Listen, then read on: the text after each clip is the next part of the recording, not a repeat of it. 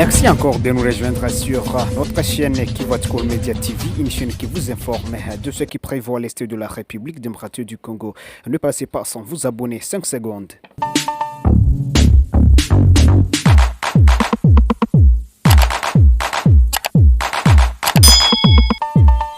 D'abord, la situation sur les lignes de front, la situation sécuritaire ici à l'Est. C'est cette communication de l'armée congolaise qui affirme que les affrontements entre les FARDC et les groupes armés enregistrés jeudi n'étaient qu'un simple incident. Selon les porte-paroles des forces armées de la République démocratique du Congo au Nord Kivu, les relations entre les Wazalendo et l'armée sont en bon état. Pour le lieutenant-colonel Njike Kaikou, tout se passe très bien et ils continueront à travailler ensemble pour protéger la population ainsi que les territoires nationaux. Écoutons ici les lieutenants-colonels Njike et Kaiko, porte-parole des FARDC au Nord Kivu.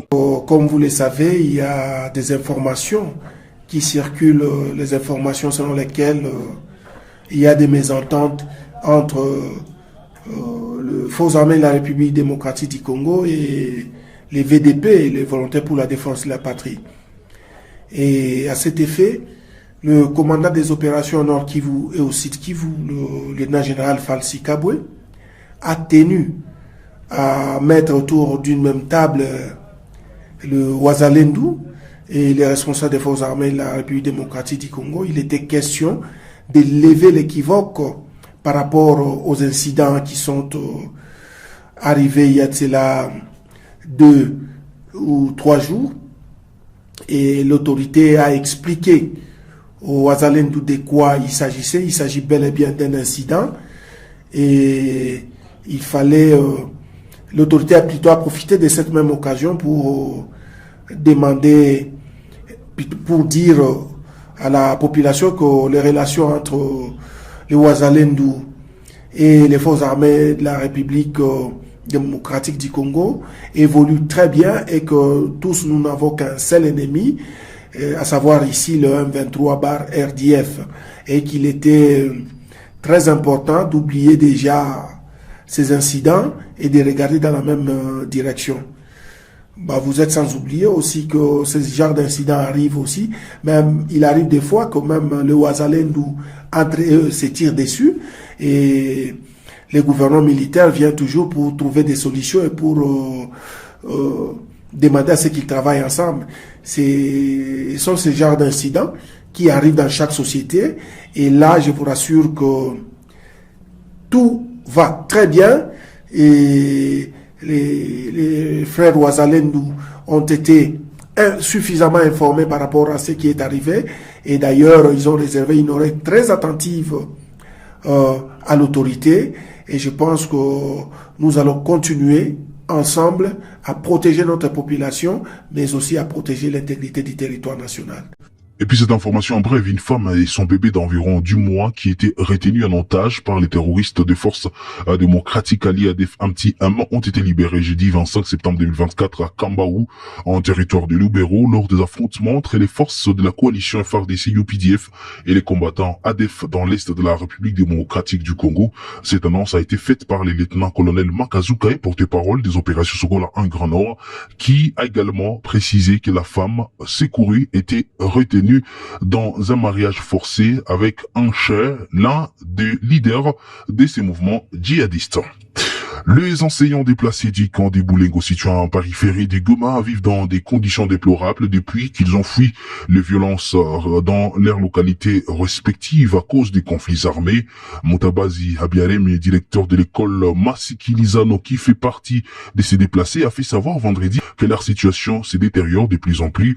Dans ces camps, les enseignants continuent de se mobiliser pour maintenir un semblant de normalité dans l'éducation malgré l'extrême pauvreté qui les frappe. Le directeur Abiaremé a fait savoir que la situation financière des enseignants est devenue insoutenable et a en profité pour appeler à l'aide. Je propose ici de l'écouter. Les enseignants déplacés, ils sont dans une vie misérable. Nous nous sommes déplacés et dépourvus de toutes choses.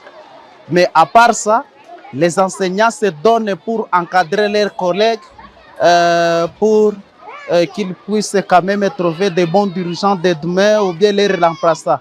Mais en tout cas, nous vivons une vie misérable parce que vous voyez les salaires que le gouvernement nous donne ici au niveau de Goma. Ça ne peut pas vous suffire tout les mois. Ce qu'on peut demander aux partenaires et au gouvernement, et comme nous sommes en train d'encadrer nos enfants, et nous savons qu'une fois nous encadrons ces enfants, c'est l'avenir de demain, et une fois nous ne les encadrons pas, ces enfants peuvent être des rebelles de demain, voire 31 000 dans le cas de Boulengo, et ça peut impacter négativement notre province, voire même au-delà de notre province. Alors, ce qu'on peut demander à notre gouvernement ou à notre partenaire, vraiment qu'ils nous assistent soit avec à vivre. Et une fois on nous donne à vivre, on peut continuer à encadrer ces enfants vraiment et dans la meillabilité sans problème.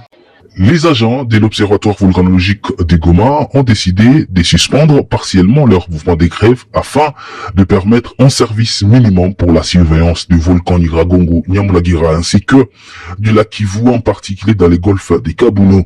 Ces décisions ont été prises après l'intervention du gouverneur militaire du Nord Kivu, le général Peter Chirimwami. Selon Espoir Sango, porte-parole civile du gouverneur militaire, l'autorité provinciale a promis de soutenir les agents de l'OVG dans leur lutte amenant des plaidoyers au niveau national. Il a remis une enveloppe pour garantir un service minimum de surveillance du lac Kivu ainsi que des volcans Nyiragongo et Nyamulagira.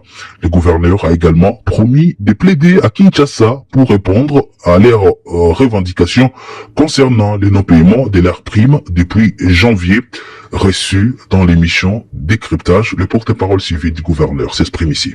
Il n'y a pas vraiment à s'adonner à la panique parce que l'OVG qui était en arrêt et qui est habilité à nous informer sur ce qui s'est passé réellement, et il va se remettre à pied d'œuvre et dans les prochains jours, on aura la communication, on aura l'information et les mesures seront toujours prises, bien évidemment, par l'autorité provinciale et le niveau national.